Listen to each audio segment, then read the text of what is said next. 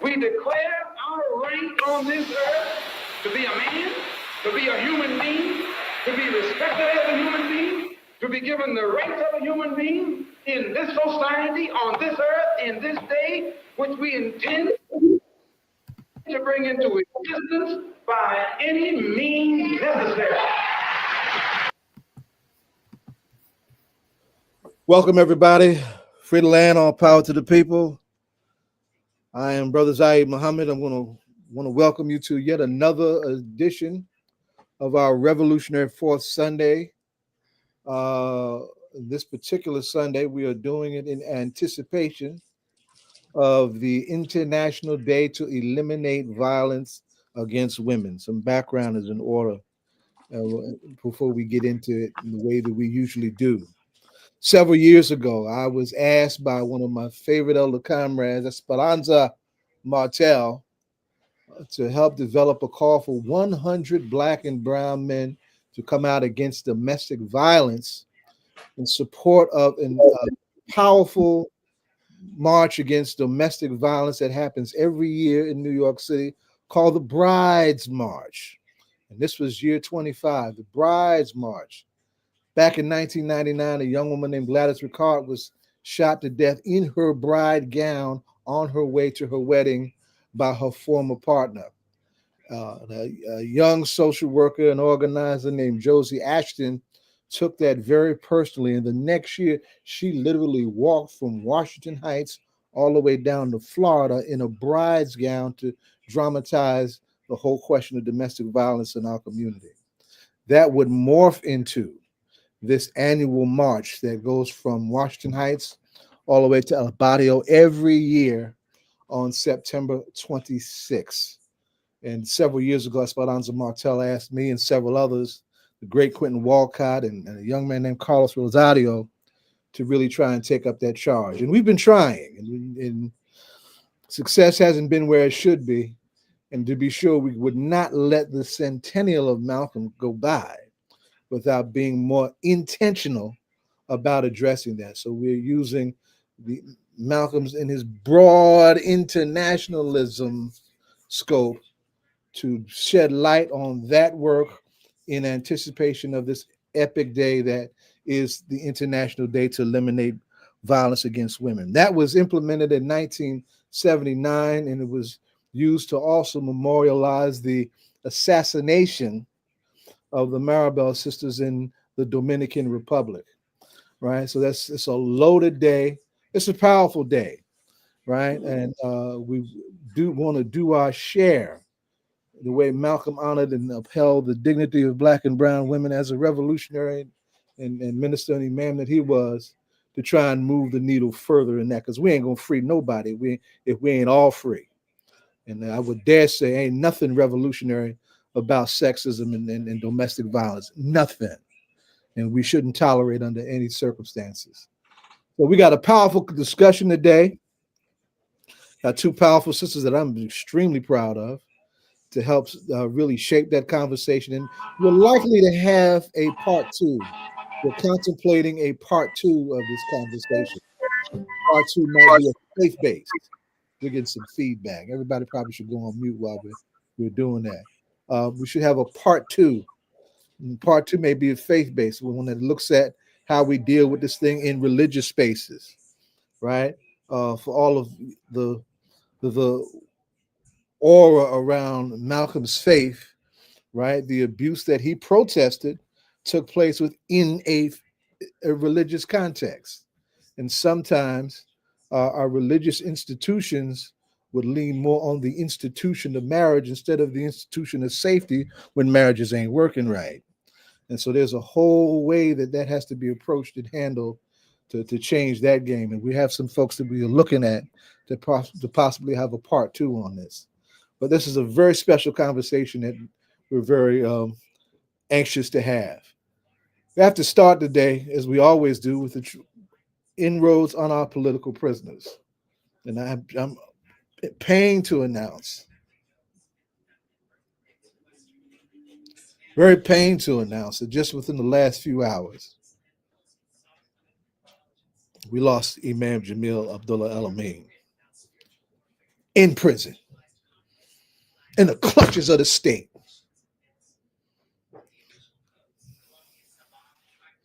And that shouldn't have happened, but it did. I pray Allah, as a Muslim, I pray by the honor of our ancestors that we fix that and we lose no more of our freedom fighters in captivity. No more. This ain't gonna be no long thing on the PPs. That's heavy enough. But in anticipation of what must be done, we just had, I want to thank everybody on the Newark side that appreciated, that participated in our Newark Memorial Tribute to Asada just a few days ago. And we had Asada's stepdaughter, Thandisizwe Sadiki, in the house. And we lifted up Asada's co-partner and her dad, Kamal Sadiki, railroaded by the same judge that railroaded Imam Jamil in the so-called New South. We got to get Kamal Sadiki free. We're getting ready to do a 108-mile march over 12 days through the hills and valleys of the backwards up south state of Pennsylvania for Mumia Abu Jamal. And yours truly is going to march every single mile, every single day to change the die around that bogus legal framework that says he's out of appeals. We ain't accepting that. So get ready for some of that. Marchformumia.org. Check in.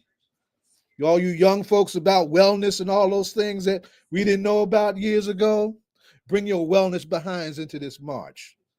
Help us old heads try and do this. I'm actually one of the youngest doing this, and I'm in my 60s. That don't make no damn sense. But we're going to do it anyway. The fight for our freedom is a long march. The character of our struggle is protracted. It's a long march. We ain't taking a step backwards no matter the climate or conditions or whoever's in the goddamn White House.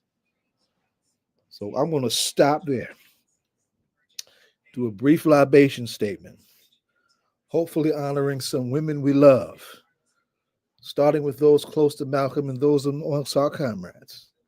And I'm glad to bring back into our space our outgoing and very beloved former co-chair Dequi Kioni Sadiki, our first board member, right? And Dequi did great work for us when she was at our point.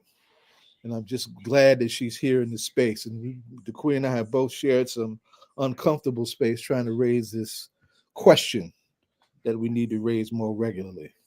So, as we do for the North, the South, the East, the West, for the four directions, for Orisha Suwe Olumade Obatala Shu Ifa, Ibaye Ashe, Ibaye Ashe. I want to call down the Orisha Oya, the one associated with Asada, that means transformation, right? Because we got a lot to transform. And that's the dance that we're going to do. And we're going to do it until we're free.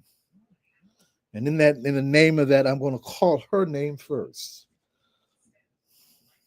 Asada Olugbala Shakur. We say Ibaye, Ashe, Ibaye, Ashe. Her mother, honored to also known, who was a ball of fire in her own right, Miss Doris Jackson, Ibaye, Ashe, Ibaye, Ashe, Ibaye, Ashe. Her famous grandmother, the one who was very in tune with her ancestors, Miss Lula Hill, Ibaye, Ashe, Ibaye, Ashe, Ibaye, Ashe. Some of the ancestors that walked with us on this walk with the Malcolm X Commemoration Committee. One of these days, we're going to get back to our dinner, rename it after one of the mothers of the new African independence movement, Ayalua Ferguson. We say Ibaye, Ashe, Ibaye, Ashe, Ibaye, Ashe. This great legend and beacon of internationalism who Malcolm recruited and who she recruited. They both mutually recruited into bold lines of solidarity. None other than Yuri Kuchiyama. We say Ibaye Ashe, Ibaye Ashe, Ibaye Ashe. For Joan Reynolds, who Malcolm was her minister in the nation. Ibaye Ashe. Her daughter was in the All-African Revolutionary People's Party under Kwame. We say Ibaye Ashe, Ibaye Ashe, Ibaye Ashe. And warrior lawyer Joan Gibbs, unheralded often, but with us for real in many spaces, was Barbara Herman's lawyer and key to getting him out. And today is the birth anniversary of a comrade that we also lost just recently, and that is in one of Asada's comrades in the party, with Cleo Selvas. For those two great women, we say Ibaye Ashe, Ibaye Ashe, Ibaye Ashe. So it is our duty to fight for our freedom. It is our duty to win. We must love each other and support each other. We have nothing to lose but our chains. So the four directions, the north, the south, the east, the west, we say Ibaye Ashe, Ibaye Ashe, Ibaye Ashe, Ashe, Ashe, Ashe, Ashe. Oh, now let me introduce these powerful sisters who we got with us today. Rosa Clemente, one of our daughters of the Malcolm X grassroots movement, and the 2008 candidate for vice president of the Green Party. Ain't nobody getting stuck in the crack of the behind of the Democratic Party here. Rosa Clemente, right?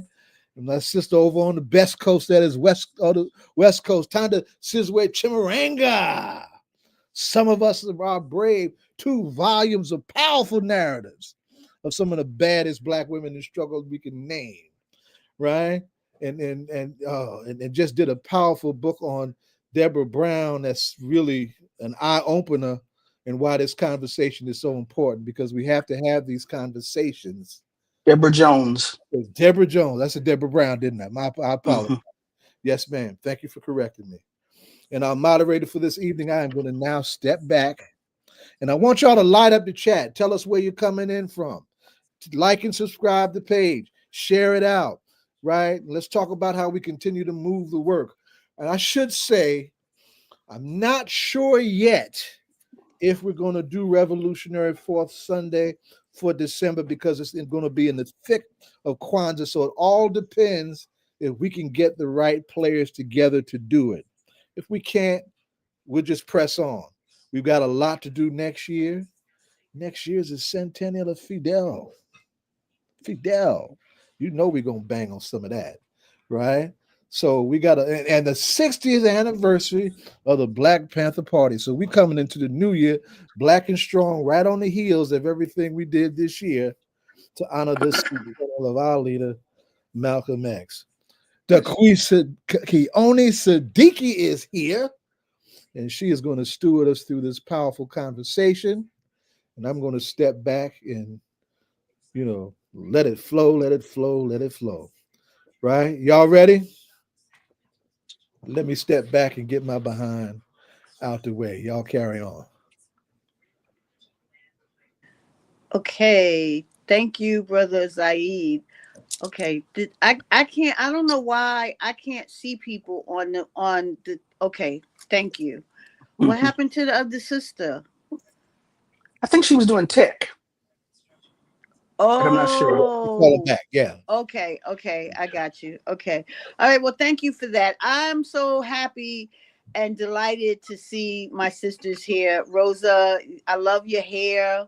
You're looking beautiful and strong. Thandisizwe, you too. It's so good. We've spoken a couple of times, but to see y'all here is really good. So I think what we should do, because we don't presume that everybody knows who you are and what you do and your legacy and your work in this freedom work. So can we start by just giving a brief intro of, in your own words, of who you be and what you do in this work? So we'll start with you, Rosa. Hi, everybody. My name is Rosa Clemente. I am an organizer, scholar, activist, producer. Finishing my PhD from UMass Amherst, 2008 Green Party presidential candidate, and currently a history teacher in a local high school here in Albany, New York. I like that. Thank you, sis. Okay, Sizwe. My name is Thandisizwe Chimurenga. I'm a freelance independent journalist and author, writer, and activist in Los Angeles, California. Okay. And we can go into some other stuff later. Okay, well, good. Well, thank you. Well, I think that this is a question that is like ongoing and continuing because we live in this system of settler colonialism, capitalism, patriarchy, imperialism, and it creates the domination and the violence against women in particular, but children and all oppressed people. So I really prefer it to be more like a conversation between us rather than me just asking you questions. So Rosa, you've been you just been around forever, from MXG to, like you said, the Green Party, to educating, college, hip hop, all of these vehicles. And people often conflate, they think that because people are political, that they don't have sexism, right? Because we always hear about the sexism in the party, like people, like we didn't come from a system that's predicated on sexism. So can you talk about some of your experiences that you can recall of asserting yourself and people having issues with that because they were coming from you as a woman? Yeah, so for me, I grew up in a household where my father was more feminist than my mom, because there's this complete narrative that all Latino men, Puerto Rican men, machismo. My dad was never like that. He worked really hard to his day. He's has his business in the Bronx. And honestly, my dad never said, you can't do that, you can't do this, you can't do that. And obviously, as I became a teen and was pushing boundaries, my mom, obviously was like, you shouldn't do that, or, certain things. And then my dad would be like, well, no, it's not her fault. It's the guy's fault. So I grew up like that. I faced sexism when I got to SUNY Albany as an undergraduate and became a student leader and became president of the Black Student Union. And when I look back at that time, it's interesting because I saved everything. And I remember that we always did like a Black man's week, a Black woman's week, a Hispanic man. And a lot in the 90s was like us dividing ourselves into these self-segregated spaces. And then I also remember, like, we were really hyper-focused on men. Like, if I look back at that time and what we were learning in the world, but also you talk about the 90s, the explosion of mass incarceration, police violence. And it was always men. It was always like, we got to support the brothers and we got to do this and we got to do that kind of thing. And so for me, the older I got, but then when I got to Cornell and with Dr. James Turner, Dr. Turner was like, no, you have to also uproot the patriarchy in yourself. And I was like, oh, yeah. Because I did grow up in that time where just girls were always pitted against each other and teenager girls were just mean and those kind of things. But once I was with Dr. Turner, and then once I met Richie Perez and Iris and SB and all of them, there was definitely a struggle in Malcolm X grassroots movement. Like, there was a struggle. And then when I ran, the worst part was definitely when I ran for vice president of the United States, right? Like the death threats, the kind of C word, or even some of my former people I marched with, the men were like, oh, that's a joke. You're so funny. Like, she asked mad, like they were like, Cynthia asked mad men before you, and they all said no. And I was like, yeah, because men aren't brave like women. So I say yes, So, but also within that time, it was like a lot of hip hop activism. And honestly, I just got tired of the whole 4 women on a panel talking about feminism in hip hop. I was like, I'm not doing that anymore. But definitely in the last, I would say, maybe decade, because the 40s and 50s are so free. And I look back at all the times I was just on the road with a lot of guys. And I would be sitting in the back like, do y'all hear yourself? Like, you just got off the stage talking about Black women are beautiful. Like, what? Like, y'all are mad sexist and you're mad patriarchal. So I think that my generation definitely was pushing, right? But then I think this new generation took it to the level that it needed to be at. I know for myself, I definitely started just to leave a lot of spaces. I'm like, I'm not doing this for another 15 years. Like, y'all know better. You're not doing better. You're 40. You're not 25 anymore, kind of thing. So for me, I think that was always a contradiction in the struggle. But like I'll say again, I think the era, the Ferguson era and the Black Lives Matter era, then opened up space not just for finally like supporting young Black women. It also opened up the space that I think for me I needed to do better at, which is with our LGBTQIA folks. And I'm really grateful to that generation because I had to like sit with myself and be like, wait a minute, just because you don't say anything bad because you're not that person, why aren't you more on offense? Like, why am I not talking to people in my family? Well, and I went on this point. What I'm trying to say is like, for me, it was eye-opening in the sense that obviously I have gay people in my family. But what I remember a couple of my titis, and I think maybe my mom might have said it one time, was like, listen, everybody knows, but we don't talk about it. I'm like, right, when we don't talk about it, you're erasing them. And then I had to be like, Mom, my uncle, I was like, Mommy, Theo has not had a roommate for 30 years. That's his partner. Like, nobody has a roommate for 30 years. It's like, we kind of knew that. But let me end on this point because I think we just saw the patriarchy. That meeting with Trump and Zohran, that's the patriarchy. Because you cannot tell me if Zohran was a woman that they would have even been invited into that space. If they were invited, Trump would have did what he always does, his sexism, patriarchy, and all of that. Because it's the same thing that happened with me in the Green Party. You know, I was like, if me and Cynthia, let's say it would have been like M1 and Rodrigo Stars, they would have mad people supporting them. But we didn't. But even now, that White House thing was just so telling. And for me, I'm like, Zohran, you cannot be next to this dude laughing when this man is a sexual abuser. Like, I don't understand that. It was so surreal to me. Like, I get the politics, but to see him there laughing with Trump, we're going to work together. I'm like, you know what? What you should be saying is like, until you stop talking about a woman like this, until you own up to all you've done, I'm not just going to sit here, laugh with you and have dinner. So to me, that's the patriarchy. And we just saw it happen.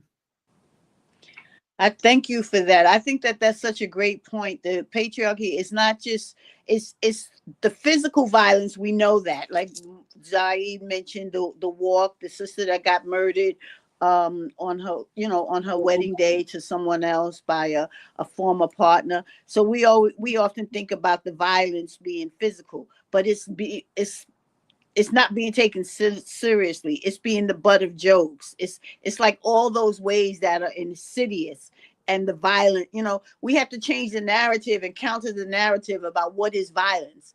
The erasure of people, like what you said to your mom. Like, when we don't talk about it, it's erasing people.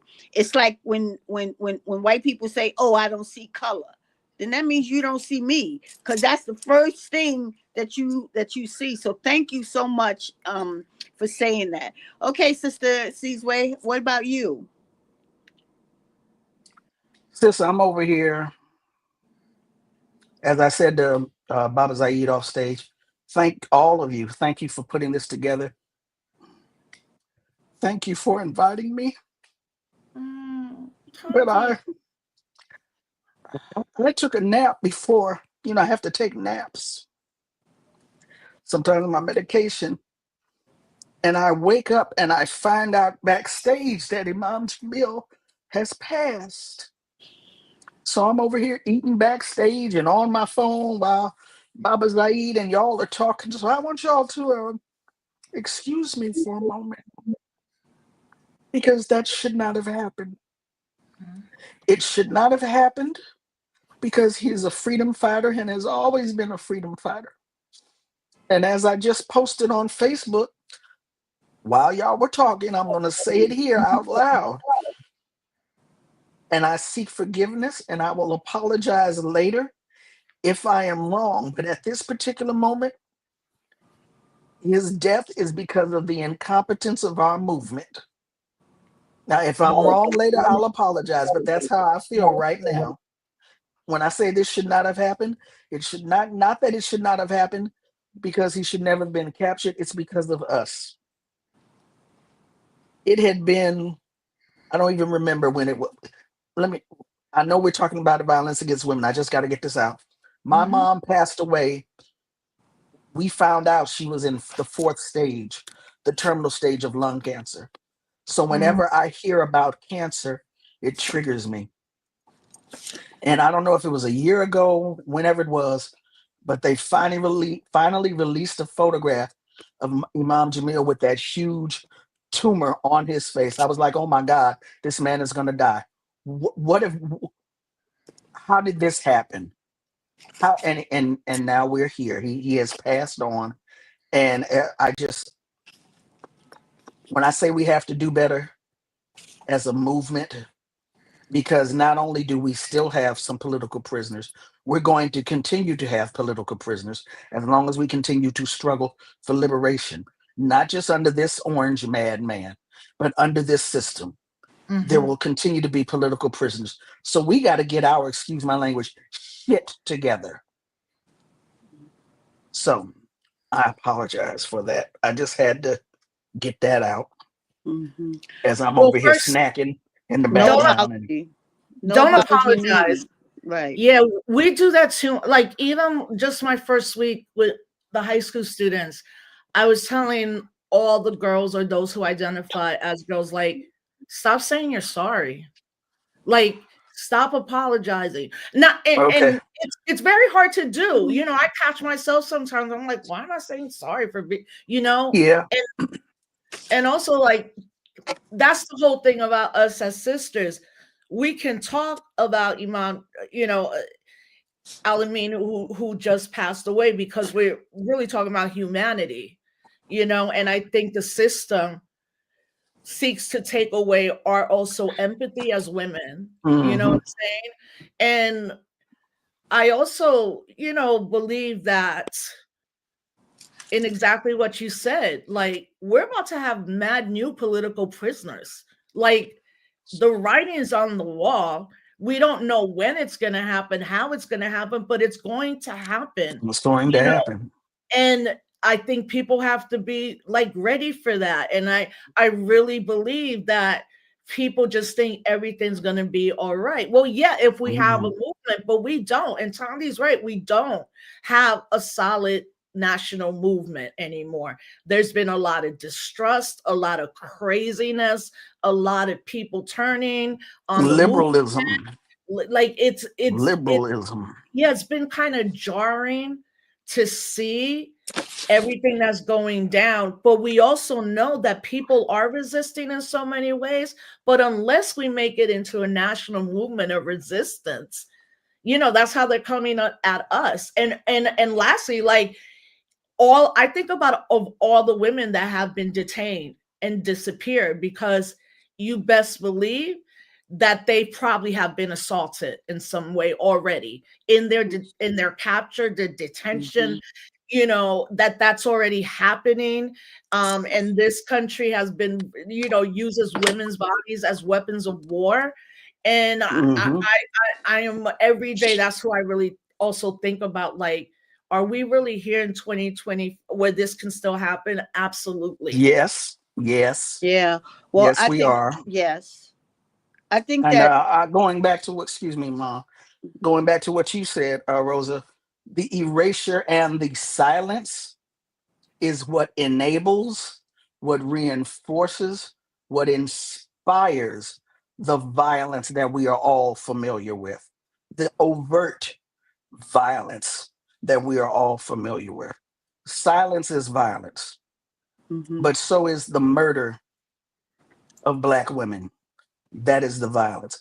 We have just seen in the last 24 to 48 hours video of a Clark Atlanta University student being choked and threatened with murder because she is alleged to have stepped on the shoes of a Morehouse student, a Morehouse man.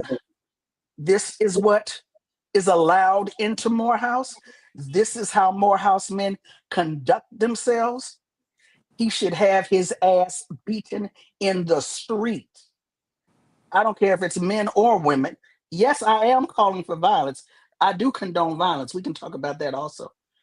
Some of us call ourselves abolitionists, and we're like, well, okay, I don't know how I feel. I know how I feel. You ain't got to call the police on him. He didn't have to go to jail. Beat his ass in the middle of the street for putting his hands on that sister because her life was not worth as much as his tennis shoes. Have you lost your mind, Negro? I think a great part of what is the issue, I know, whether people know it or not, we are living the legacy of COINTELPRO. We are living the legacy of the consolidation of empire with both domestically and globally.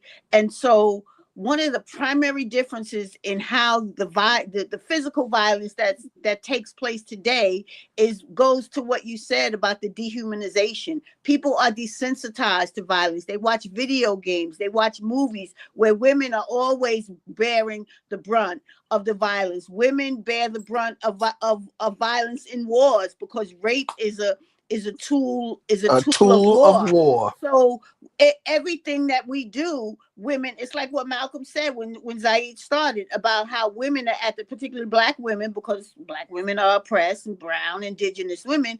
But the thing that is important, and I want to just beg to add something in here, right? I am upset at the conditions. As someone who has worked on behalf of and with and is married to a former political prisoner, that's the silencing. When they took our people off the street and disappeared them in those dungeons, right? So most people don't even know what to do. Most people don't know that political prisoners exist. So I don't know that it's incompetence. I know that there are silos. I know that there is sectarianism. There's a lack of historical context and political education and development, so that the work that we have ahead of us is raising the consciousness. Because there are reasons why the things that happen in our communities today are able to happen, because the consciousness of the people is not where it was before, where that would be unacceptable. People would challenge you and call you all kinds of names and bop you upside the head for being out of line in that way. But because we don't have the consciousness that we need to build a movement and understand how the state has come after us when we've created movements and have movements, we are living in this free for all. I don't think that Imam Jamil died. He was murdered. And they mean to murder our political prisoners. They mean to murder, target. Like what Rosa said, she has always stood up for the people and fought for the people and been involved in resistance. What did she get? Death threats. Because that's what they do. And he was not allowed, with all the fight that his family engaged in since he was captured and convicted more than 20 years ago. What did they say when they got him? The FBI said, we finally got him. We finally got him. They've been trying to get him for a while. They was not going to let him go. And his family and people stood by him and did what they were fighting for him. But as Sekou said, if they give us the law, we will win. The issue that we have is that people are not involved enough in their communities and in the politics, local politics, state politics, to put pressure on these people, right? To say, because people elect judges, they elect prosecutors, right? They elect all of these people that run this government. If you don't have your voice in it, and I'm not saying people should go out and vote. I'm saying that's one strategy, one tactic. But we have to raise the level of you are accountable to us, so that when judges don't give us the law, they know that people are going to have a problem with that. And so I just say that because I was hysterical. I was screaming on the phone. I was crying. I was saying that they murdered him. This is what they do. Every time another political prisoner passes in prison, it triggers me in a way, because this is not some theoretical thing. These are people that we know and love, right? And so it's very, very real. So it just speaks to the level of work that we have to do to raise the consciousness. And well, I think too what's happening is that, right, there with Me Too and what Tarana did, and I know we know it, but I always have to tell people Tarana Burke had been doing that work for 2 decades before Me Too, the hashtag, right? Like, but it was 2 moments that stick with me. Like, first, as BLM was growing, or was, about to blow up because of what was going on in Ferguson, I was on my way to LA. So I met Patrice right where me and my husband and daughter moved to, in this village called St. Elmo Village. And one day I might have, or maybe it could have been like Dreamhampton or Asha Bandelli and me or something. And I was like, yo, have you seen how all these dudes are now saying that they're founders of Black Lives Matter? And I said, I was like, listen, right now, I was like, we have to say something as older women, and, like a generation older than Patrice, Alicia, but who are already organizers. But I caught it real quick. As a historian, I always teach who's not in this book, like who is missing. And I was like, are these dudes literally trying to say they found that Black Lives Matter? So that intervention was necessary. Yeah.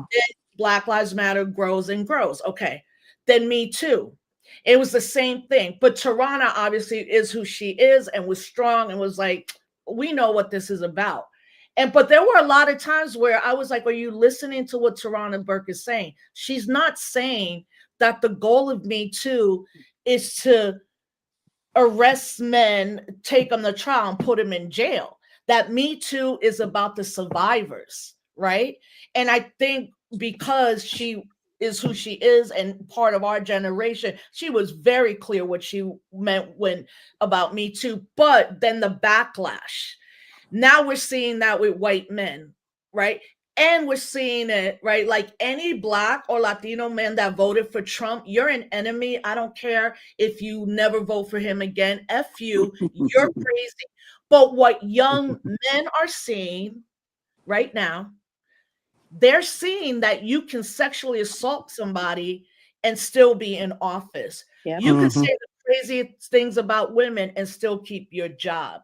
You could do A, B, C, D, E, and you're still going to be who you can be, who you are. Where we as women can never be like that, And that to me is like that kind of backlash. But it's also an understanding of just some basic facts. 44%, probably higher now, that African-American Latino women, by the time they're 18, they've been sexually abused. I'm one of them. 1 out of 3 women in some time will be sexually assaulted and raped. That happened to me in college. Okay. And then a 3rd time that I was able to escape. When people hear this right now, oh, you're so brave. No, I'm not. Right. Ask any woman right now. There's been a moment in their lives. It could be violent. It could be emotional abuse, all types of levels of violence, right? And that to think that it doesn't impact us. And then also, as women, I don't trust every woman. I'm going to have to know, are you trying to unlearn the patriarchy? Right. And it really, I think maybe for some, because I'm streaming on my Instagram live too, it's like Hillary Clinton is not a symbol of feminism. She's a symbol of war, right? It's just and imperialism. It's like, say you're a Black Puerto Rican and then be anti-Black, like Richie Perez. I mean, Richie Perez, no. Richie Torres, who is the only kind of New York congressional member that is big on APAC, is got mad money, right? And I'm like, just because he's Blacker than me don't mean that he's black. Like, so these things are systemic things, which we always talk about. And how do we root them out? But I am becoming like very concerned, because I'm just now seeing a generation of younger women saying they want to be traditional wives. They want to go back to the simple times of the 60s. I'm like, you weren't even born then. What do you like? And I realized social media and them seeing, and then now a group of women saying the reason we're attacked is because we're not traditional wives. What does that mean to be traditional what? So I think a lot of younger people are getting like these mixed messages, but the main message they're getting is the worse you are, you will be rewarded. Because that's what they're seeing every day. The worst of the worst being rewarded for their behavior. Or at least the ones that are siding with the empire and doing the work of the empire. And I couldn't agree with you more. As a new African Black woman, I know that all skin folk ain't kinfolk, because they know, like, we got Thomas, what's his name, in the Supreme Court, Clarence Thomas. Like, you know, there's Eric Adams, there's like you name it, and even the women, right? So just because someone is a woman doesn't mean that her politics align with freedom and resistance and the right to live and be in control of our own bodies, to be in control of our own destiny. And blaming women. I mean, look at hip hop. Right. Like, it's not like everybody knew at some level in the industry that this is how Puffy was. Everybody knew at some level who Russell Simmons was. That's right. I really encourage people to watch On the Record with Drew Dixon, where Russell Simmons raped her and ended her career. Now he's in Bali because he can't be extradited. Puffy's in jail. People got feelings about in jail.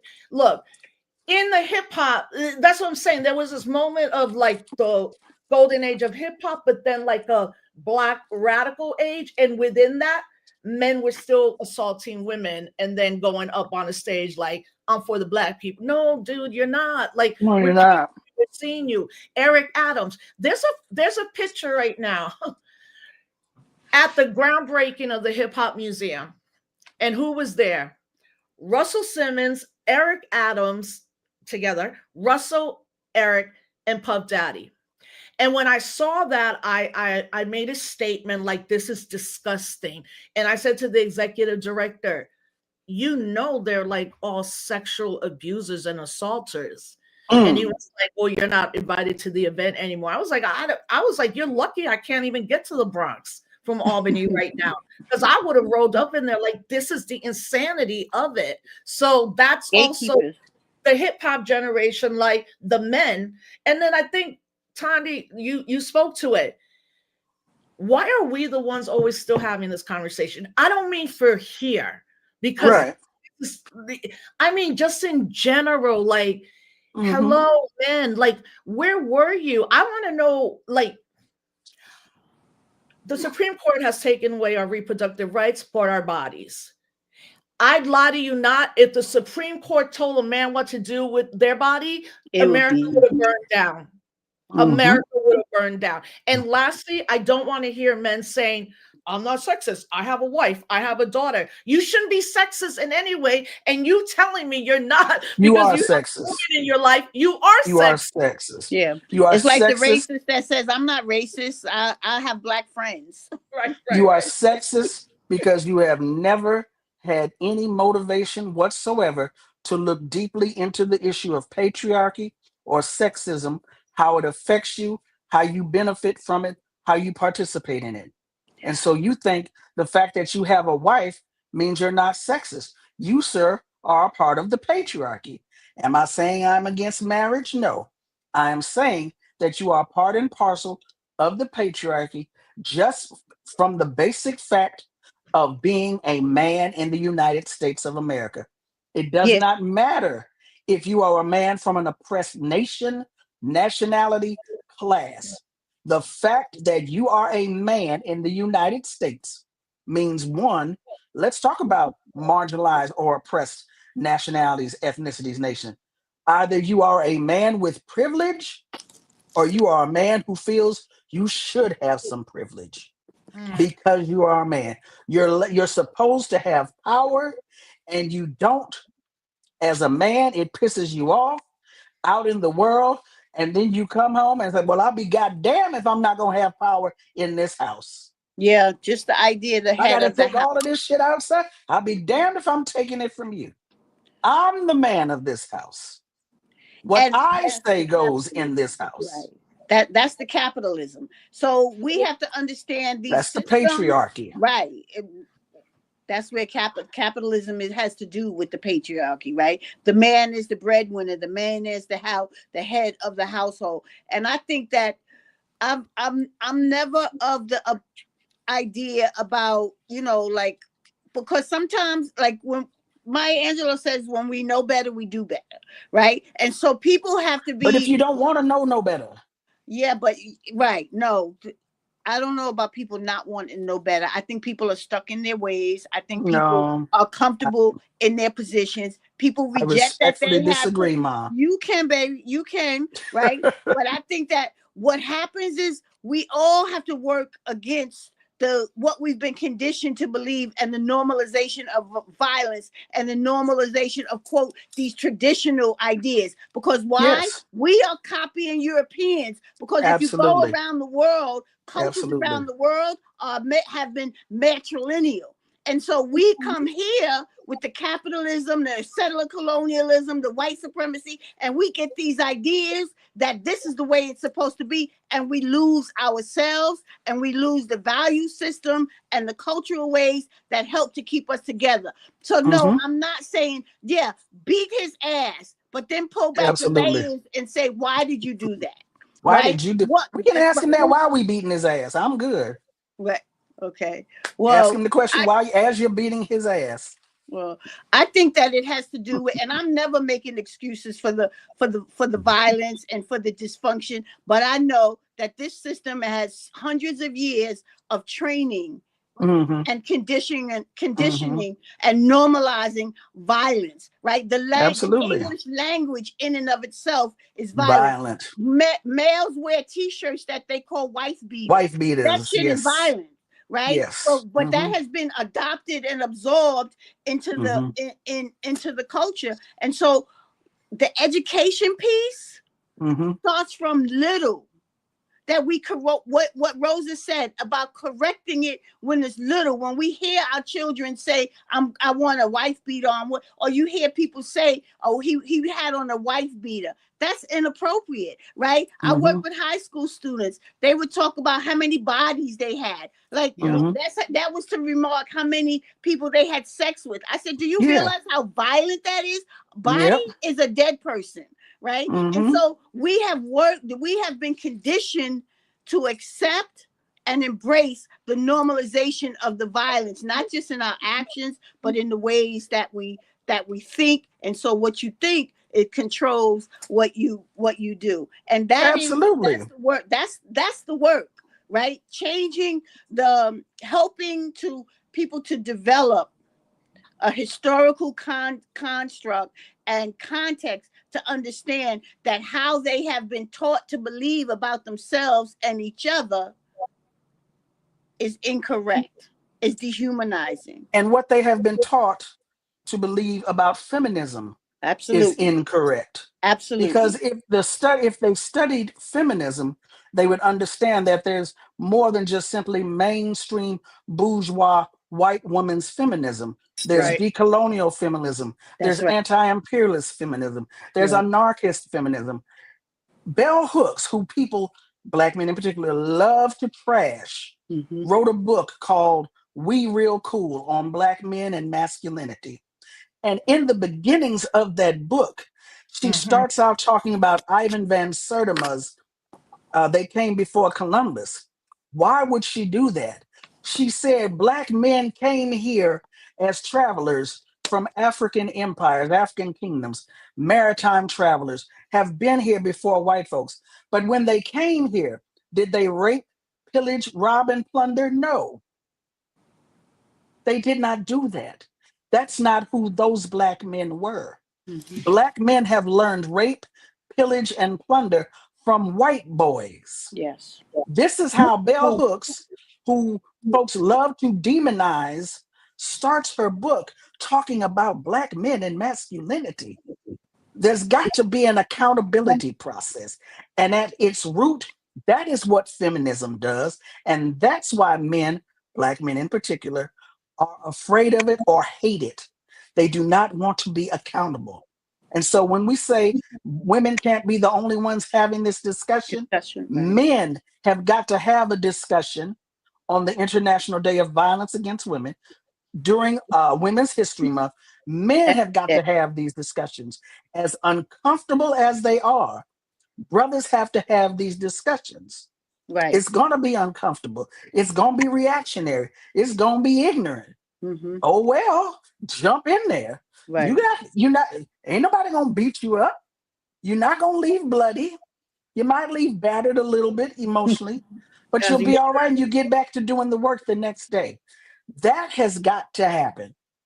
That has got to happen. We have Black feminism, right? Like Barbara Smith lives here in Albany. I'm like so super grateful. Naomi Jaffe, Weather Underground, lives here in Albany. Like for me, especially Naomi Jaffe, it has always just been here for all of us to struggle with these kind of questions. People might not know who she is. Watch the Weather Underground. Naomi is a G to this day. But on the good side, at least for me, this is what I've seen happening in Puerto Rico. After Hurricane Maria hit, right, like the consciousness of an island changed because Donald Trump threw his paper towels. Okay, so mutual aid, self-determination. And in 9 years, it's going to be 9 years next year, and 10 years, in less than 2 years of the 10-year commemoration of Hurricane Maria. But then in 2019, when Ricardo Rosselló, the governor, conservative governor, white boy governor, part of the quote, white boy Puerto Rican elite, him and all the men in his cabinet got caught sending thousands of text messages to each other saying the craziest things about women, talking about helping the police in Puerto Rico find trans women and kill them and throw them away. Like the texts are insane. Then a big part of them were also against Mayor Yulín Cruz, who was the mayor of San Juan that everybody knows. Okay, so then the La Feminista Colectiva in Puerto Rico had already been together, but they led the entire movement to get Ricardo Rosselló to resign. I went there and I covered it. And what I ended up finding problematic is when I was at the large march that was marching 1.5 million Puerto Ricans, shut down the entire country, that a lot of the reporters were like, oh my God, Bad Bunny's here on Presidente. And I'm like, okay, that's great. I was like, but are you talking to the women who put all this together? They're literally the bodies on the line right now. Fast forward to about 2 months ago. And this is why we know that the Feminista Colectiva, to me, is the new way to do organizing. The FBI infiltrated them. And a report just came out from the Latino newsletter saying that particularly the FBI was going after the leaders in the feminist collective. They had an incredible press conference, but they named the women. No men are named. It's the women. And the FBI is like, we need to stop them immediately because they can actually probably achieve the independence. And why? Because the Puerto Rican independence movement for a very long time was just men. And men that had patriarchy and men that were anti-Black and anti-Black Boricua. The FBI is now like, wait, these women are putting together all the intersections that everybody, right? And I'm like, that's the danger, right? And when we say danger, we mean this is good. Like it's not danger to the state, but thank you, to these women of a younger generation that are seeing that nobody kind of gets left behind. But even with that, it's always predicated for me on the physical violence that could happen to them. I think is always higher than it could happen to men. And but what's going on in Puerto Rico is beautiful, and it's being led by women and younger folks, and that's why it's dangerous to the government right now, especially with the protests that are going every day. The U.S. military in Puerto Rico getting ready to invade Venezuela, because that's what they're getting ready to do. And look at all the women that will suffer. You know how many boats they've blown up. I want to know how many women they killed. I want to understand why. Well, Fortunately, to this day, even with all this going on in Puerto Rico, that Puerto Rico in the Western Hemisphere has the highest levels of violence against women, but also murder of women. And most of the women that have been murdered are their husbands are in the Puerto Rican, they are police officers as well. So there's all these kind of dynamics that you see. Everything we're talking about is kind of playing out in Puerto Rico.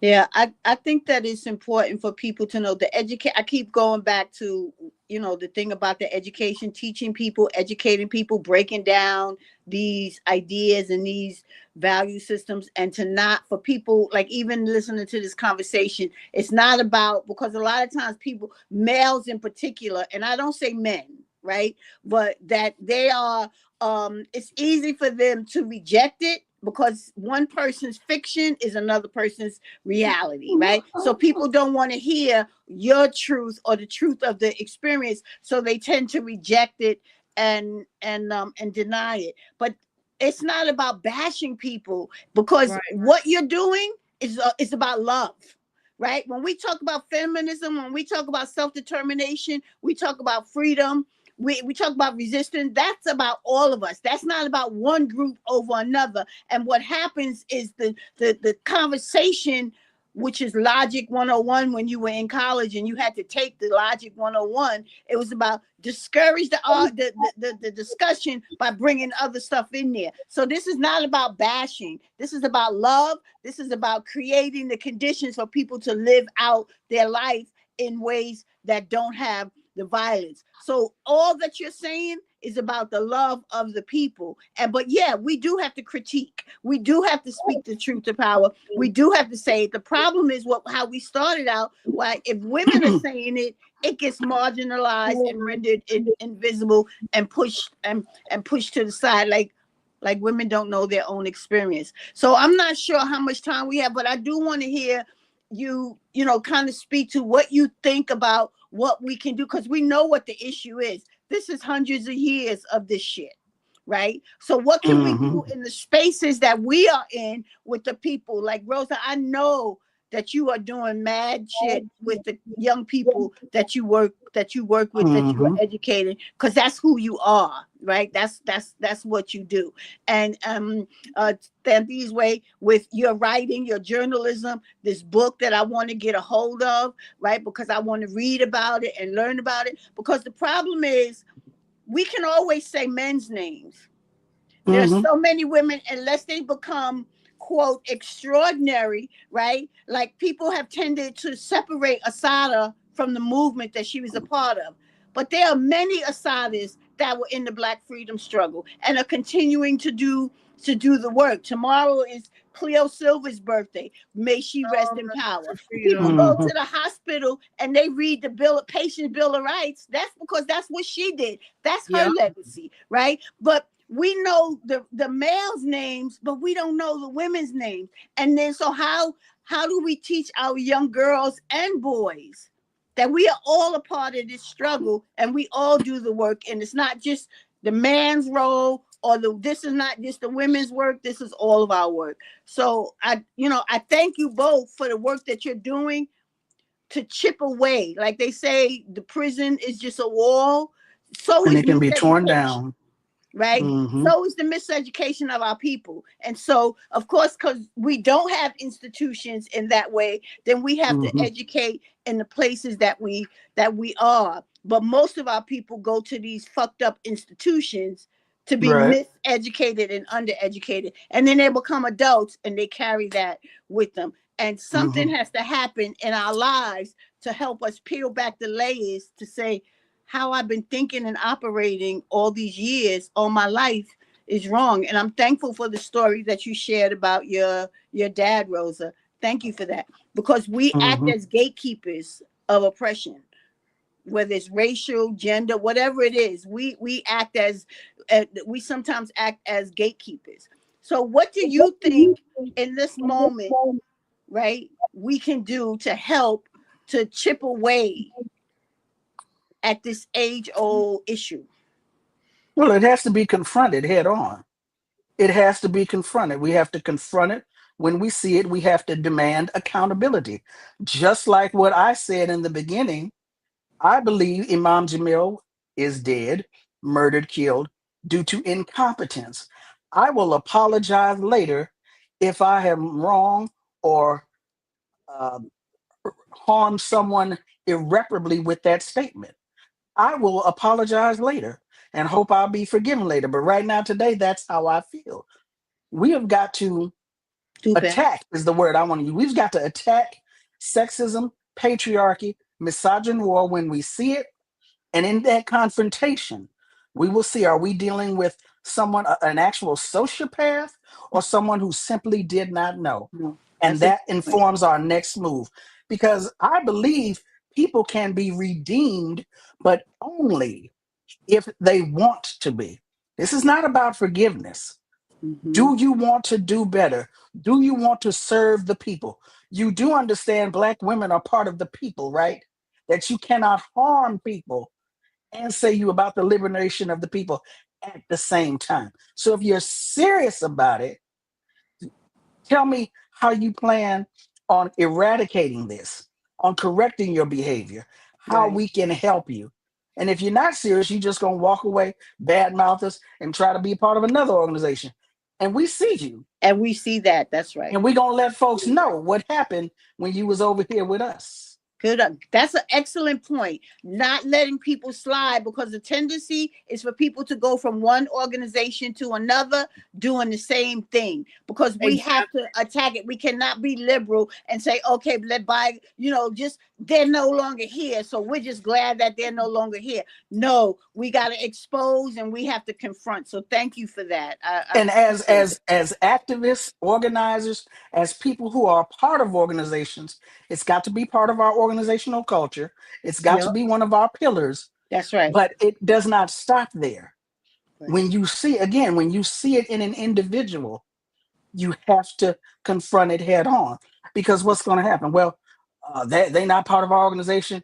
That ain't part of my business. If you were driving down the street and saw the police beating up a Black man, would you keep going or would you intervene? Whether that's stopping to record, stopping to yell, or stopping to throw something at the cop, what would you do?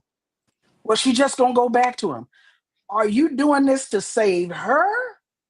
Or are you doing this for the political principle you have internalized? Which one is it? Because it's not about the individual. We're not in the streets because George Floyd was somebody's son. We didn't get in the streets because Trayvon was Sabrina Fulton's son. We got in the streets because we saw an injustice and we knew why it was an injustice and we knew it could happen to any of us. Right. That's why we got in the streets. Not because Oscar Grant was Wanda Johnson's baby boy. That's not why we got in the streets. We don't know Wanda. Miss Wanda, we don't know her from Adam. We didn't know Oscar from Adam. Still don't know him. We do this because it's the right thing to do. And we have to take that exact same mentality, that exact same position when it comes to violence against women. Absolutely. It's an entitlement mindset. When Gromsky talks about hegemony and culture, it's an entitlement mindset. Right. Part of individualism that capitalism and white supremacy and imperialism feeds upon has to be attacked. Absolutely. Thank you. And I also think about like the women in our community that still don't feel that they can talk about what happened to them for many reasons, right? Like, but we as women know, like, there's a vibe that women get that you're like, hey, are you okay? Or like, what's going on? There was like I said, in the 90s, even though we were leaders and all that, it was always about the men, even with police violence until the intervention of Say Her Name. And then we can also see, like, you know, it to me, I get so angry that every time we talk or about the leadership of Black Lives Matter, the 3 co-founders, that to this day,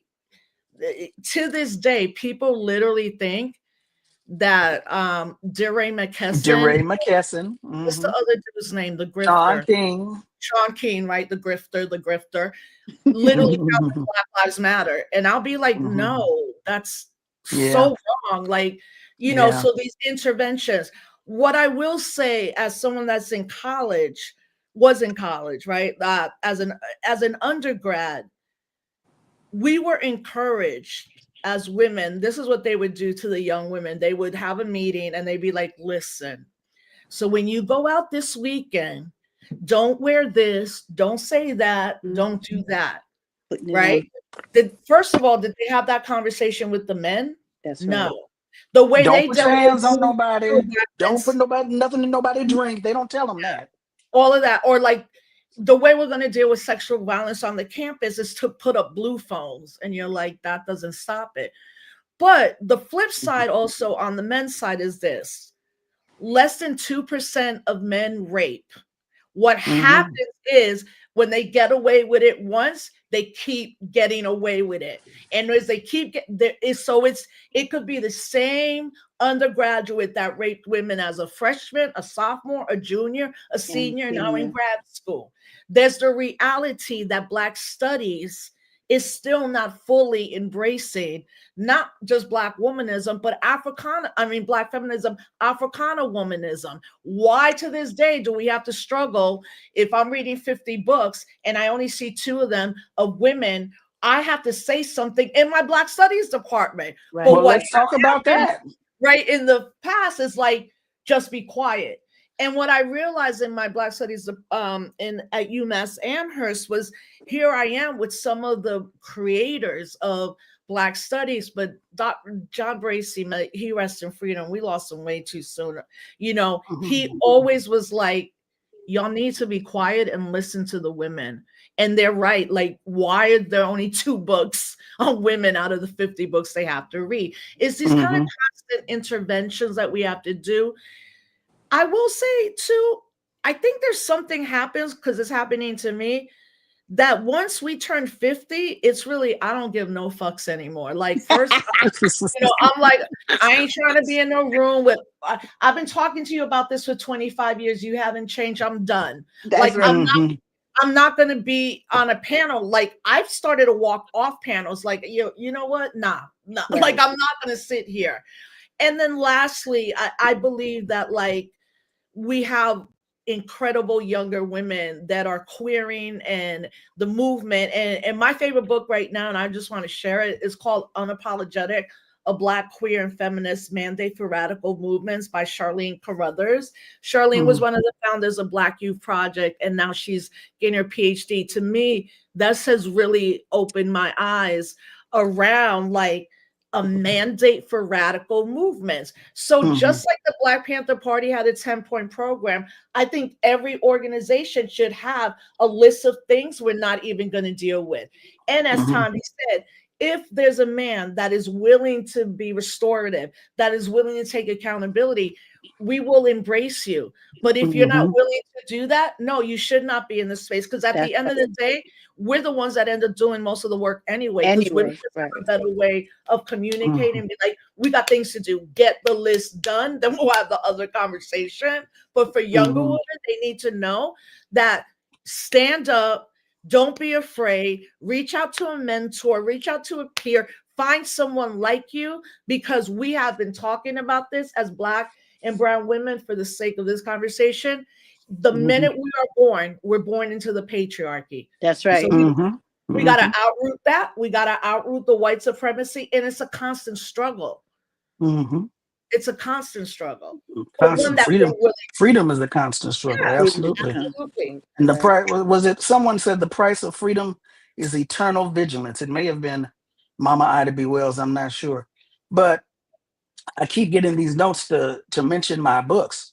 Yes. You know, What We Stood For talks about the life of the woman who testified against Maulana Karenga, which sent him to prison in 1971. Maulana Karenga is known as a pillar of the Black Studies movement. Oh, He yeah, promotes himself yeah. as the founder of Kwanzaa. So this might be part of the reason why, Rosa, you run into those particular Man. roadblocks in Yeah. Black Studies departments. Not just men, a man at the head of this movement. So what we stood for, again, it talks about Deborah Jones and what she endured over Mother's Day weekend in 1970. I originally wanted to call the book Nobody Knows My Name or Nobody Knows Our Names, Gail Davis and Deborah Jones, because, people are dislike Karenga because of the murders of Bunchy and John. But Even that's though he it. was not there when that happened, he gets the blame for it. But every year during Kwanzaa, they use, of course, the murders of Munchie and John to vigorously condemn not only Karenga, but Kwanzaa. And when that doesn't work, they always say, well, he raped two sisters, right? He brutalized two sisters. I would hear that year after year, but I never heard their names. Who Mm. are these women? What are their names? Are they still alive to this day? And I was put in touch with Deborah Jones. She gave an oral history to the California State University Northridge Black Power Archives. We were put in touch with her by other activists in the city. We got her oral history. I was put in touch with her. We said, we got to tell your story, got to give it a book.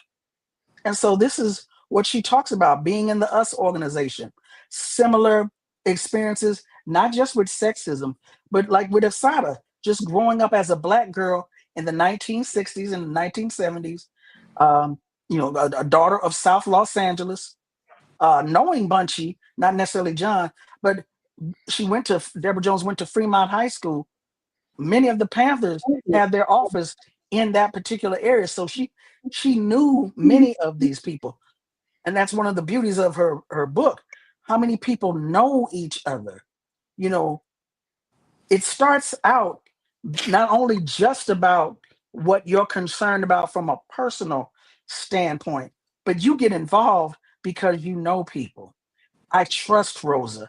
I'm going to see what this organization is talking about. Mama Dequi has never steered, stirred, is that the right one? Yep. Push me in the wrong direction. I trust what she's telling me. People know each other. They have relationships with one another. They go to the same school, go to the same dances, hang out at the same park, even date some of the same people. And so remembering that when we see these sister stories, but again, the book is called What We Stood For. And that's Deborah Jones's story that I helped to assist write. Some of Us Are Brave are interviews with various sisters over the years that I conducted through my work in radio at KPFK, hearing sisters tell their stories. And again, the whole thing about accountability and Black men, all of these stories are not bashing Black men. That's right. Sometimes it's just about what a sister goes through. That's right. That's It's right. just about what a sister goes through. That's right. I've got interviews with sisters from 20 years ago talking about anxiety, talking about fibroids. You understand what I'm saying? Talking about abortion, talking about not just sisters, actually. I have an interview with a Babalawo who talks about how the issue of unborn children was dealt with in the African continent from a traditional standpoint. Oh, excuse me. What is it that Anna Julia Cooper says? I can't remember it at the moment, but somewhere in the book I quoted. Basically, it talks about the fact that when we're missing the woman's voice, we're missing half of the story. It's like where and when I enter, the whole race enters with me. Enters with me, Paula Giddings, Yeah, exactly. right. When you don't listen to women, you miss half of the story. Absolutely. And if you're not listening to women because you're afraid they're going to attack you as a man, number one, you're a coward. Number two, it ain't always about you. Number three, Indeed. broaden your horizon, broaden your perspectives, especially if you call yourself an activist, an organizer, a revolutionary. You have to know your people. Right. And I know we gotta go, but you brought up Dr. Karenga, right? He still has his job, right? Right. He just retired after 50 years. Right. But him teaching. and some of the and making brother. money and traveling Yeah, and like speaking. Yeah, he was, with all of this, he still was the chair of a Black Studies department. He was there for 50 years. There's other chairs of that generation of older Black men. It's like, it goes back to me. It's like, again, if you begin, if young boys, men, movement, not movement, the word, whatever, keep seeing people, men rewarded for their violence, they are going to be violent too. right. Absolutely. Well, Hold on. Wait, we, wait. Before we go, there's a comment made with love, duh. Oh I never yes. heard that. That's horrible. It just feels like have no heroes, study alone and don't be in groups. No, that is No. not, that's right. not what we That's want to I was do. thank you, Yeah. because that's what I was getting ready to speak to, that the person put in there. We have people who have issues and challenges and don't know, don't care, all of that. But we don't wipe off the whole everybody because of that. We do need to have people and to look up, not to make them icons or like not there to dismiss Heroes, their yeah. humanity, but there are people who stand up and who are righteous. And I just want to echo, right, the what you said. I can't wait to read this Me book, too. because it's the same thing with, when I was working in the school system. I would not We did events, my students and I would not let them play R. Kelly, right? Because people were gatekeepers of that. We live around the corner from the Barclays, right? And then people, I remember one year, a number of years ago, he had a concert. It was packed because people give, like Rosa said, a license to that. And so Hmm. we have to, like you said, we have to nip it in the bud. We have to challenge it. We have to confront it. Like Audre Lorde said, even at the risk of it being buried, misunderstood, condemned, criticized, all of that. We have to speak that truth. And listening to the things that you're saying, especially with you, Rosa, what you're saying about the young people, like, they're the ones we're waiting for, right? Like June John says, we are the ones that we've been waiting for. And so to tell those stories, to push us further, because it is up to every new generation to carry us further than we were. So the fact that you're saying that there are young people that are carrying this further, then that's a good thing. That means that there it's a line, because that's what we're supposed to do. But it ain't easy. It ain't easy. Sekou said that's why we call this struggle. And as someone who loves a Black man dearly, Sekou is the love of my life. It was a wonderful feeling, and Rose, I'm sure you can attest to this, right? To be with a man who got who I am. I Mm-hmm. didn't have to explain. I didn't have to justify, none of that stuff. It didn't mean it was perfect, but politically, right, and spiritually, he understood certain things that I did not have to argue with because of who he is as a man, right? And so that's the word, to bring those dynamics into our personal relationships, because then we can go out into the world and do them with as on a political level. I Danny? have to say that one of the things that stood out for me then and continues to stand out for me and will forever stand out to me. We sisters look to Asada as a role model, as our heroine, as our Harriet Tubman, of course. There's nothing wrong with that. Right. But when your hero, your Shiro, when your role model speaks some truth into the world, it's almost like it can be earth shattering, right? Two things that I remember Mama Asada saying. She talked about Sundiata Acoli. She said his love for Black people is so intense you can almost hold it in your hand. Mm-hmm. I've never forgotten that. And in her book, her autobiography, when she said that Afeni Shakur told her that Sekou Odinga was one of the few men she ever met who did not abuse women. Yep. I was like, well, god damn, who is Sekou Odinga? Who is this brother? I'm so glad I got to meet Baba. Mm-hmm. Mm-hmm. Such a sweet man, such a sweet brother. And unlike, how I began tonight, in tears over Imam Jamil's passing. I'm so glad Baba Sekou got to get out and enjoy some freedom.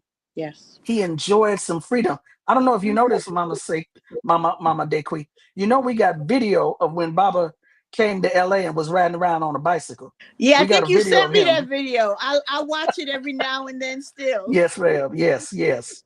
I'm so glad he was able to, because he deserved it. They all deserved They it. all deserve Let it. me not start rambling again. But anyway, I remember that from Asada, what she said about Baba Sekou and what she said about Sundiata Goli. Right. And so we say that there are brothers that are like that, and we got the work to do to educate the ones who are not. So that's part of, that's why I say, like I said, I'm always invoking Sekou, because he still lives inside of me, right? In my memory, in my heart. And so his words, like, this is why they call it struggle. Because that's what we do. We struggle with people to help them to develop the correct position, not our position, the correct position. Yeah. Like what you said, Sister Thandisizwe, the correct position. And there are some things that's correct, and there are some other things that are fucked up. Incorrect. And we gotta call that out. So I don't know. And made with love. Don't be afraid. Right. Continue to study. Continue to seek out like-minded people. Yeah, there are going to be times when you get disappointed and hurt, but you got to keep going.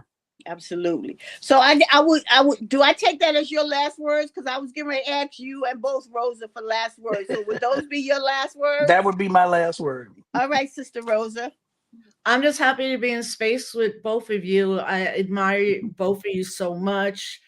Like, I know that if I'm breaking or crying, Tandi will pick up that phone. And I really deeply believe, like, for the first time in my life, that I have a crew of just so many strong sisters, but also I have a pretty incredible husband, and like, justice is everything. It's kind of like I look at Justice and my daughter Alicia, and when they're together, it's just something different, like in a beautiful way, right? Like, I want her to be like that with me.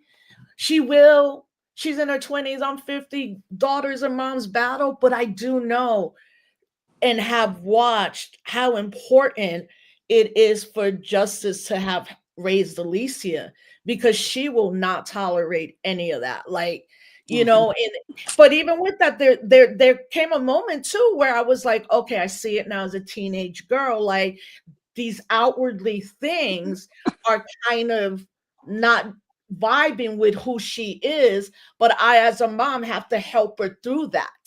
It's not helpful to be like, just don't do that. Just be like, hey, what's going on? Because of the pressures that teenage girls, when they come together, it's just always like, for some reason, that patriarchy. And there's a level where like teenage girls could be really, really mean. And I'm like, they didn't just come up with that. They're learning that. And if my daughter had to deal with mean teenage girls, like, maybe our work is still not done, but at the end of the day, it is invaluable to have a partner in your life that's like, do you, I got you, go. And is ultimately not jealous of you, because all my other relationships that turned some abusive was because they were jealous of me and I just didn't see it. And it took one moment to be like, why am I here? This is crazy. You know better. Right. Yeah. And on that note, Sekou used to say that he was Mr. Kioni Sadiki. Justice said he wants a Clemente name. I'm like, you don't have to ask my dad for permission for that. Well, I want to thank my sisters for being here, for your wisdom, for your experience, for your love, for your insight, for your words. Thank you so much for being who you are and representing in the ways that you do and the work that you do. I am grateful and humbled to be in your presence, and I'm so very appreciative, as well as appreciative of the folks who are watching on YouTube and the comments and that people have been making. And I'm sure Instagram I was getting ready to say, people watching. Yeah. I'll have to send it to Baba. I'll send it to Mhm. Muhammad Okay. too. So thank y'all. I love you. I love you. I love you. Love Love y'all. you Thank you too. for Love making this We y'all. all stay there for a second Okay. because I have to thank you. Tandy, you're doing monumental work. Thank you. Those books should be in all of our PE6, lists, all of them, Mhm. right? And they're powerful tools. I've said to folks that, Malcolm and Assata represent the continuum of the revolutionary slave narrative in the 20th century. You got a bunch of them together, right? Blow that out, Okay. right? Mhm. Rosa, I'm terribly sorry about what happened to you. I never heard you lift that up, Mhm. right? And if no one has ever apologized to you, for the Mhm. father and brother in me, let me tell you how sorry I am that you went through that. And let Thank me you. also affirm just how incredible it is that you not only survived that, but you transcended that. Right. And I hope the young women who are bearing those scars in a fresh way can see themselves beyond that the way you did, in the way Thank you you. have. It's funny, I have shared it before, but I've never had an elder or someone, tell me what you told me. So yeah, it's just, and I have shared it a lot, but it hits That ain't different ways. easy to share. Yeah, yeah, absolutely. It's And people don't always hear it the way that you heard it. So that's it too. So thank you. Dequi, my sister. I want everybody to understand that brave, bold black man that walked out of prison and became her husband was because of the work she did. Yes. Mhm. She did that, Mhm. right? She organized that campaign, that step by step, and all in the negotiation and tongue bite we had to do in the process. She walked us through that and walked him out of here. And we have used that script that she set Mhm. to get others out. They Yeah. said Mhm. Sundiata would never give out. We used the playbook of Dequi Kioni Sadiki to Mhm. get Sundiata out, and he's out. Mhm. The same playbook to get Russell Maroon Schultz out. Mhm. Right? Jalil, me Yeah, too. but Yes. yeah, Yeah. You Sekou came understand? out and other people started following. Yep, 2014 was other That's people was right. coming out 15, But 14, you 15. set that in motion. That man had absolutely. plenty of good reason to hold on to you. Mhm. No, He making was it right. plain. And he adored you. Yeah. He I Mhm. drove absolutely him adored you. crazy, but he adored me. Yeah, but I he loved always it. Hey, heard that. listen. Hey, he loved that about you. Right. Imam He Ah. loved that about you did the decree Right. so May bad. he rest in power. Imam Oh, Talib said when Sekou would come to Juma, he'd always say, "How's Dequi?" He said, "You know she's tough, but I love her." So well, I appreciate you saying that. on behalf of the Malcolm X Commemoration Committee and those of us still here and those of us who've gone on before us, I'm supremely proud of each of you. This is one hell of a conversation. We're going to be sharing this and blasting this out. We encourage y'all to do that as well. We hope it leads to some practical things that we need to be doing in our ranks to address this, right? So I hope I live long enough to see us come to another place with this. Time will tell. But I just want to Mhm. thank everybody. I want to apologize to everybody. Our Facebook page is down again. Next year, we want to see several things happen going into the next year. We're going to lift up Fidel and we're going to lift up the party and those anniversaries to be sure.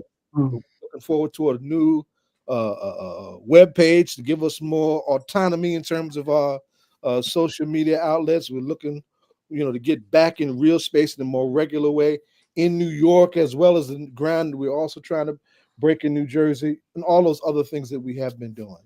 Solidarity is order of the day, right? Black Panther Party said, build a united front against fascism. Mhm. 100%. We ain't taking a step back from nowhere. We're going to rumble with whoever we got to rumble with. In DC or New York City, we're going to fight for our freedom. That's And we're right. going to do it by Mhm. any means necessary. So, like and subscribe our page. Put it out. We'll let you know whether or not we're going to do Revolutionary Fourth Sunday in December because it is going to be in the middle of Kwanzaa.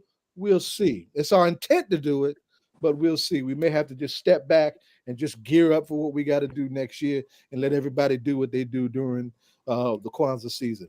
Give thanks to our queens, our warrior queens, our warrior women for their contributions. Give thanks to the incredible life that we lost today in Imam Jamil. Sure. Yes. Yes. Okay. Yes. Yes. Long live Imam Jamil. Long live brother. And we say, may he be granted with the most select space in Jannah or paradise with the most beloved martyrs. Mm-hmm.